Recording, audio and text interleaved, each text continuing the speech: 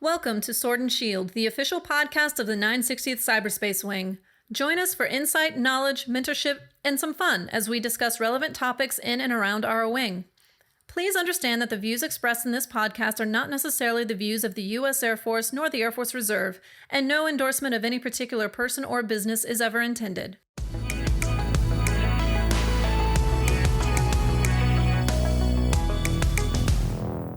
Welcome to the Sword and Shield podcast. I'm Colonel Rick Erredge. Today I'm joined by Samantha Mathison. I'm the 433rd Public Affairs Specialist, but I also serve as liaison to the 960th Cyberspace Wing and do all sorts of PA stuff for, this awesome wing. So thanks for joining us, Sam. And really, not that you had much of a vote, but I said, hey, Sam, we're going to do this together. And that's fine. That's fine. That's what I'm here for, is to help fill in where I can and help out. So it's kind of nice once in a while to get out from behind the screen and get in front of the microphone. For sure. And I certainly enjoy it every time I'm able to. Yeah, that's excellent. So we wanted to kind of talk about, I think, we're titling this kind of the annual year in review and talk about. Yeah. There was all sorts of craziness that happened this past year and all sorts of challenges and highlights too. There was some amazing things I think members of the wing have done. And I would love to sit here and chat with you about it, sir. Yeah, I'm really proud of a number of things we've done. Obviously, the year started out in a place we've not been before. Yeah. And so it was pretty nuts. That was pretty crazy, trying to understand what that was happening, and then kind of watching it unfold in front of our eyes at the Capitol and the fallout from that. So I found that interesting, I guess, is the word. That's really kind of the best word you can use, honestly, because, that was completely unexpected. And then having to deal with, Air Force members, this is how you handle political participation. Make sure you don't drag the Air Force into it. Make sure you're not in uniform. You are welcome to participate in political activities, but there does come a point where it becomes unacceptable, So that was definitely an interesting challenge to think about and to explain to others and to understand.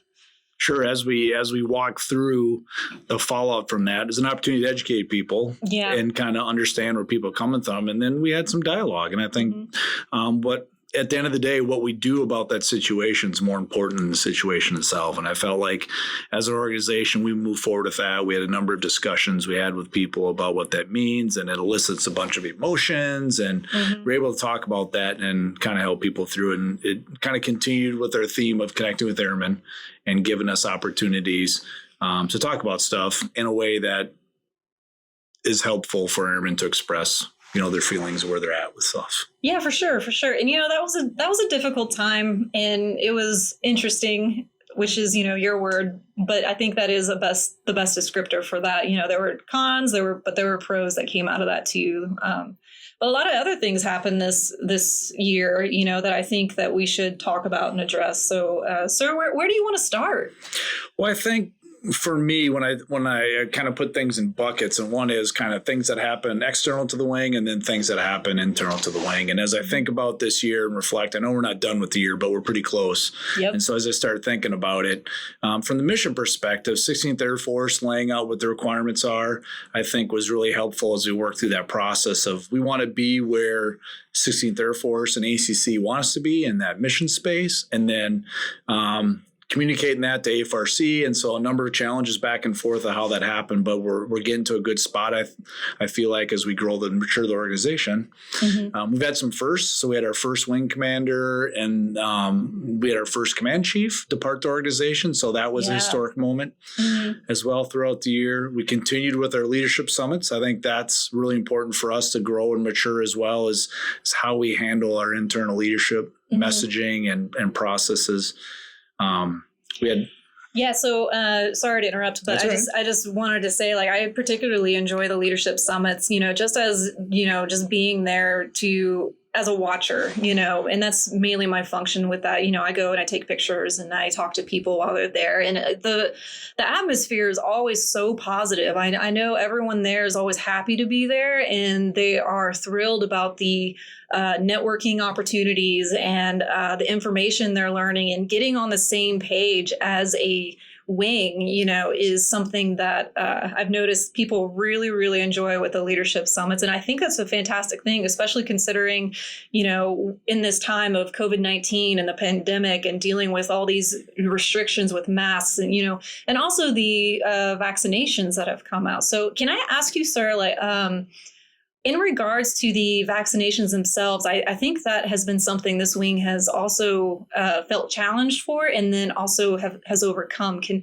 we talk a little bit about that? What are your thoughts? Sure. On that? Yeah. So I want to put in context the leadership summits just to wrap that up too. Is I feel it's really important to get our people together because of how we're structured organizationally across the U.S., where the units are, geographically separated, how they have to kind of manage mission and opportunities themselves, but to bring everybody together, to have that really discussion, just put eyeballs on people, I think is really important. Yeah, and so definitely. As we continue to do that, through COVID as well, is trying to help each one of those units navigate, what's going on locally. COVID is very much local, like politics, and try to help them from a policy perspective and help them understand where they have opportunity, room to move, and how to do mission, how to take care of airmen and their families. And, our airmen don't live, and their families don't necessarily live near the base that they even drill at. And sometimes they live closer to other organizations. And so how do we message that, and how do we handle giving the airmen what they need in order to navigate this really difficult time, I think is the one thing that I struggle with is information flow and making sure people had what they need to make really good decisions for themselves and their family. I think we did a good job of that. I have gotten some feedback about that. It's certainly not perfect and not. Yeah, and it never is. Information and communication is one of the most difficult things. As a public affairs expert, I know this for a fact. There are so many times people come in and I'm like, hey, did you hear about this? We've been broadcasting this for a while. And they're like, wait, what? What's going on? I'm like, And so as we try to make sure they try to filter some of the sausage making on the policy and just give them a final, here's where we go. And I think having people in place to talk about that, and as we go through COVID, and as at the end of the year here, as we moved into the vaccination process and the exemptions and the accommodations, it's been a real challenge from an information standpoint, but I'm really proud of how we've come out of it. Right now, we're the #1 vaccinated wing in 10th Air Force. Nice. I didn't know that. That's awesome. Yeah. So we're doing really well there. And then also, I think we haven't had a lot of issues that I'm aware of just outright refusal, and people felt like they're able to talk about their concerns, and we provided them an opportunity to express themselves in that way. And to me, that's really important, is that we treat people with dignity and respect and give them the options that they have to do what they need to do with their life. Yeah. The vaccination mandate and processes has definitely been tough, but I think for the most part, this wing has done very well with, the messaging. And this is just my personal opinion. I'm not talking on behalf of anybody, but I just felt like it's gone very, very well considering the difficulties.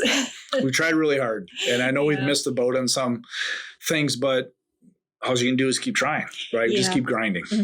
Yep. You make mistakes, you hold yourself accountable, and then you try to fix them, and then you move on. Yeah. We haven't had a pandemic in this country for 100 years. And so I wasn't around then. And so trying to figure out what that looks like. And even today, it's much different than it was for sure 100 years ago. And so hopefully we don't have to deal with this again. But I think all of our leaders, and I tell all of our leaders in the units, when this is over, 5 years, 10 years from now. Yeah, however long it takes. You're going to look back at this and go, wow, like we did something really historic. Like we were able to continue mission, take care of airmen, take care of their families, and continue to navigate this space where the unknown and uncertainty. And so I'm proud of that. And certainly it's not been a normal command tour in the sense of command tours for any of our leaders. In the units there. So we'll be happy in 22. Hopefully we can put COVID behind us and we can I know I'm personally looking forward to that. I think we said this a year ago too, that we were looking forward to 21 being the year we would put it behind us too. But you know what? Well, all we can do is just keep hoping and, like you said, keep moving forward. So yeah, absolutely. So what else has happened this past year in the wing? I mean, we had our third birthday. Oh, we had a birthday party. Yeah, we had our third birthday. And so we're moving into toddler stage as a wing. So that's really exciting. We've stood up a wing plans office here at the end of the year. And so we're growing and maturing into the wing we want to be. And we're kind of controlling the pace.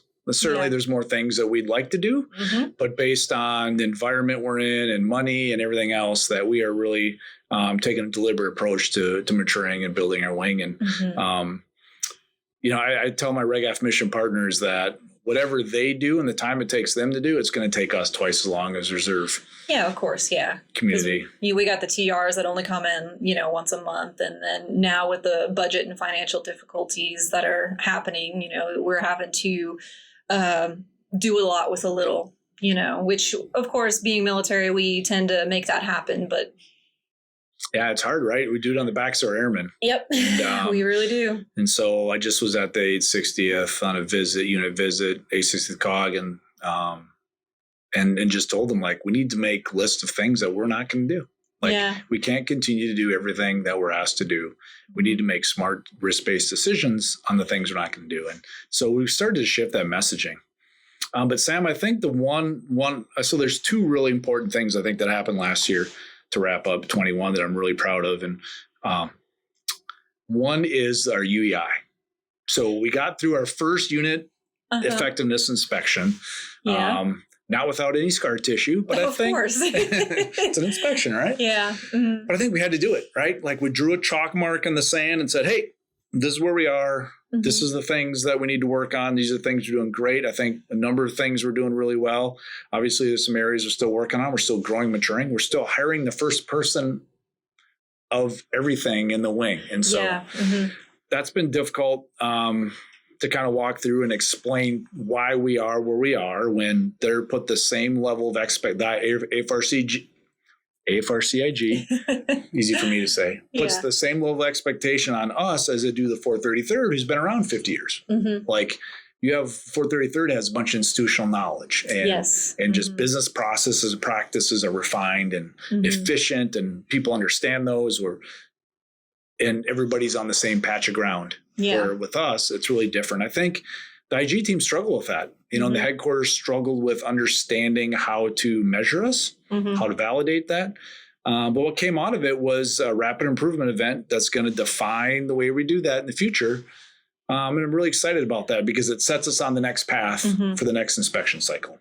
Yeah, I mean, inspections, they're very frustrating and they're extremely stressful, however, the good that comes out of it is, your weaknesses. And that's important. If you don't know your weaknesses, you don't know where to improve. And I think it's important to know, like as a wing, as a professional organization, to know where your weaknesses are at, just so you can highlight those areas and then focus on them to make them better and just be better in the future. And considering that this wing is only 3 years old, a little over 3 years old, I think, this is a fully established wing for the most part. There are some issues, obviously, because it is so young, but considering where it's at and what's been happening and what's been going on recently in the in the external world. Yeah, absolutely. This is it's a good wing to be at, and the culture is really good too. I personally really enjoyed coming over here and working with 960th, even though it's not as established, I'll put it like that, as the 433rd. Experienced, yeah. As experienced. Everyone over here just always has a good attitude, good culture, and the morale is always very high, even though there are a lot of frustrations. So sure, yeah, I think we talk about building that culture, and you do it through people, and so you hire the right people, you give them the space they need, most of the time, the resources they need, right? Because money's a resource. There's never enough people, never enough money. But we give them good direction, intent, and just let them go figure it out. And I think certainly that validated in my mind that we're on the right path. Yeah. We're on a good path. We're on a good maturity level. Our CCO, the Bud Banky, he has to submit every quarter where we are from a maturity perspective, and we are right on track with where we should be. So, I'm proud of that fact. And I think the one other big event that happened last year that I'm really proud of is our first annual mental health Resiliency Fair. Yes, yeah. So that definitely turned into a way bigger deal than I certainly expected. I showed up to take pictures and there was so many people there. Yeah. Like Frances Martinez did an amazing job putting that together. Yeah. I don't know how she did it, but it was awesome. Especially during COVID, right? We really didn't know what to expect, what we're going to get. I think we probably could have filled the auditorium had we been allowed to under COVID, And so really great event. Really looking forward to how that's going to spin into year 2. I know she's planning some great things, and I told her, hey, got to raise the bar. Yep. We're going to go one more. I don't know how she's going to do it, but I know she will. She's got awesome. A plan. Yeah, we got a plan. So I think taking care of our airmen, we did a good job of that. That's our first priority. Our second priority is optimizing readiness. Obviously, very difficult under COVID. Yep. Keeping people individually ready and unit ready, but we worked really hard on that. We're actually doing really well. We're above the standard for medical readiness. So we're above 80% as a wing. And so coming out of COVID, I'm really proud of that fact that we did really well there. And then a third with maturing the organization, we kind of talked about those things already we're doing. So really proud what we're doing. We're going to continue to keep those as our priorities going into 22 during my reign of terror. Yeah. And so that'll still be where we're focused, and we'll be doing some other things in there and taking the next step under each one of those priorities going forward here. So what is the next step? Great question. There's a number of next steps. Number of things that, we definitely need to work on. And so for me, I want to continue to build good business practices and repeatable, mappable processes that outlive you and us. We're all going to move on at some point. We got to hand this thing over to the next generation, and they shouldn't have to work on the same problems that we've been struggling working on. So travel vouchers still continues to be something that we need to focus on systematically. A monster. Yeah, I know. And it's just ridiculous with the travel voucher issue. It's just, I could go into it, but let's not. It's a monster. Let's just say that we're going to continue to try to solve a systematic problem to help our airmen. And I think we've made just in the past month, we've made some breakthroughs that we haven't had before. Okay. So, and that's been the support. 433rd's done a good job. They hired somebody over there that's really helping us understand the process. So really good with that. Again, people solving problems. Yeah. Continue to connect with our families and our airmen and understand where they're at, understand what their needs are. 10th Air Force has asked us to experiment with a kind of a new model of how we support our airmen and do it based on where you live and not based on your unit. And so we're going to try to identify where people live and then connect the people where they live, even if it's outside of our organization, to create a community of support. So if you drill in San Antonio, but you live in Great Falls, Montana, we have somebody that lives there. Yes. How can we help her with that community and connect with people there to get resources that her and her family needs? So it's a different concept. So we're going to experiment with that and try to figure out what it means, and then share any lessons learned with the command on that. So, well, sir, honestly, I think this is the perfect unit to even experiment that on with all the amount of GSUs we have around anyway. Regardless, most people live near or around their GSU location, but not all of them, know. So I think that's an excellent idea to try to push forward on. I don't know how it's going to work out, but I don't know either, but we're all in. And so we're working on finding some software and using data to understand where people live and try to use some analytics and really be deliberate and thoughtful about how we approach it. Yeah. Well, that's pretty sweet. That's pretty exciting. Forward to that. We want to continue to grow our diversity, inclusion, and equity program. I mean, there's so many things that we need to continue to improve on. And as you look across our units, we're in places around the country, all different types of places with different demographics. And each one of those units need to be reaching out to increasing, their diversity at their organization, which then makes it a little bit easier for us as a wing because we're more diverse just because people are out in different parts of the country already. And so I think we do better than most here, but certainly we're nowhere near where we need to be and continue to focus on that. from a readiness perspective, I'm really excited about where we're going there. The next steps we're going to take, we're going to use the IG processes and work with our mission partners to help understand, hey, cyber readiness is different. And so if you're in a cyber unit, your readiness is different. Your requirements should be different. We shouldn't try to box everybody in the same box for readiness. If you're going to be a deploying garrison person, you're going to come to your building where you do drill, and that's where you'll be deployed and mobilized. Like, there's probably some efficiency there of not making everybody go through the same training that combat commers have to go through. Yeah. Right? Yeah, that makes sense. And so we're working on that. I think there's a way to help us do that. We're probably more ready than we're reporting, just because some of those things wouldn't matter to somebody that's deployed in garrison. So we're going to communicate that. We're going to report it differently. We're building those processes, and we're going to be kind of the lead for the 3 cyber wings in the Air Force about how that happens. And we'll bring the 688th and 67th along with us. Nice. As we do that for the Air Force. Obviously, we need to continue training and efficiency. We got to get better how we do that. I think we need to take better advantage of the waiver process when we hire new people. If they have a background in IT and cyber, then do we really have to send them to every single school? And where can we take risk? And where should we invest the limited amount of funds in getting people the training they need? Yep. That's pretty important, because streamlining things will save the Air Force a lot of money too. And obviously money is always an issue. So there's never enough money no matter what year we're in. Nope, there never is. So we got to get more efficient there. And I think there's room for that. And we got some folks working on that. And then execute the mission. This is exciting as well, because we're really working hard on how we present our forces. And so in cyber, the community, the larger Air Force cyber community has, we're just kind of building this thing as we're going, right? We're building the airplane as we're flying it, as they say. And so we present crews, and we got different crew ratios, and each cyber weapon system looks at it a little differently. The combat comm uses UTCs, and it's very clear, and they know what to expect, and they know how many people are in this UTC and what equipment goes with it. We got to get to that level of fidelity with their cyber units. And then we can understand the capabilities we have and then present those to combatant commanders and the Air Force, saying, this is what we can do for you, and this is how you access us. And I think it's a maturity thing. And there's only 3 cyber wings, so we're all trying to figure it out together. Yeah. Yep.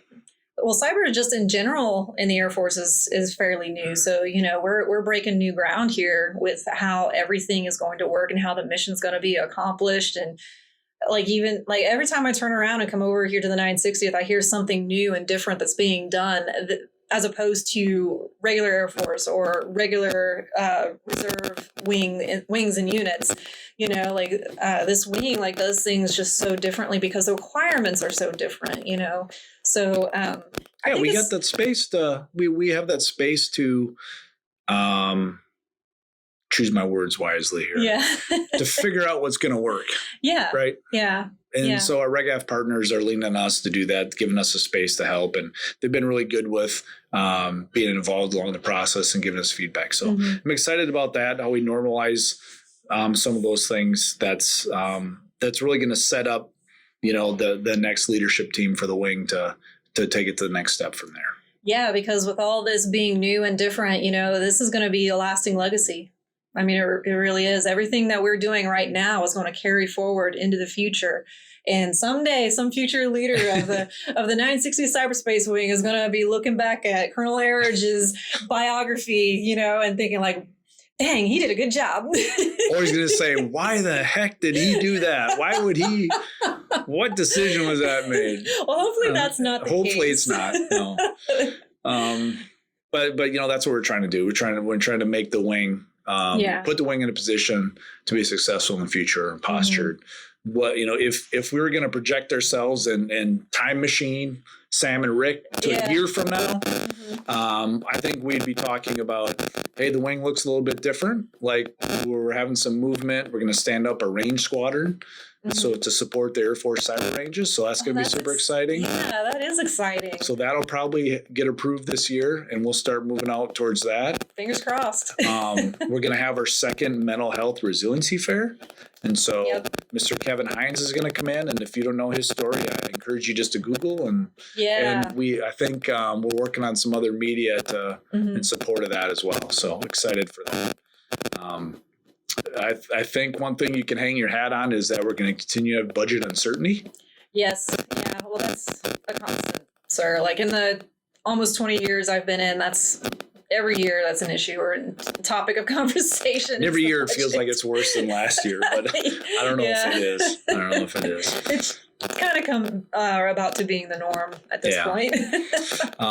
But obviously that impacts our ability to make good decisions on what we do and kind of slows us down. Mm-hmm. We're going to have 2 more leadership summits. First one's going to be at the 35th Combat Com in the spring. So looking forward to that, getting us some Combat Com experience. And then the next one in the fall will be back here in San Antonio. Nice. So looking forward to that. Undoubtedly, there's going to be transitions. There always is in the military. And so we'll probably have some different leadership transitions at different organizations. We've already hired a couple here lately. Mm-hmm. And we know we have a couple folks going to school in the summer, so we know we're going to have some more folks as well. So great opportunities to have new leaders come in and put their stamp on their organization. Yeah, which is good because it's really important to mature this organization because, as we've said earlier, it's only a little over 3 years old and things are going to constantly change and keep changing. Well, with that being said, sir, do you want to talk about the changes in the public affairs like this podcast, or should we leave that alone? No. So let's talk about that. And then I'll give a wrap up. We have done, to my count, Sam, 46 episodes, not including this one, 46 episodes have been published this year. That is awesome.